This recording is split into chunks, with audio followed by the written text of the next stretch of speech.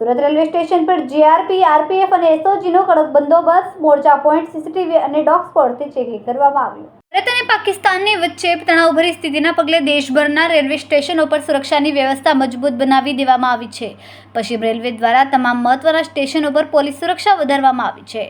Surat railway station પર GRP, RPF અને એસઓજીનો કડક બંદોબસ્ત ગોઠવી દેવામાં આવ્યો છે. રેલવે સ્ટેશન ખાતે મોરચા પોઈન્ટ, સીસીટીવી અને ડોગ સ્કોડથી ચારે દિશાઓમાં તપાસ કરવામાં આવી રહી છે. પહેલગામમાં પાકિસ્તાન દ્વારા આતંકી હુમલો કરવામાં આવ્યો હતો. ત્યારબાદથી railway station, airport, ST station સહિતના જાહેર સ્થળો પર સુરક્ષામાં વધારો કરી દેવામાં આવ્યો હતો. આ સાથે ચેકિંગ પણ કરવામાં આવ્યું હતું. દરમિયાન ભારતની પાકિસ્તાન પર સ્ટ્રાઇક બાદ સ્થિતિ વધુ તણાવભરી બની ગઈ છે, જેના પગલે એરપોર્ટ અને રેલવે સ્ટેશન પર જ્યાં લોકોની વધુ અવરજવર થઈ રહી છે ત્યાં સુરક્ષામાં વધારો કરી દેવામાં આવ્યો છે. સુરત રેલવે સ્ટેશન ખાતે Gujarat railway police force, SOG અને એલસીબીના 25થી વધુ જવાનો દ્વારા રાઉન્ડ ચેકિંગ કરવામાં આવી રહ્યું છે. રેલવે સ્ટેશન ખાતે આવતા વાહનો અને મુસાફરોનો સામાન ચેક કરવામાં આવી રહ્યો છે.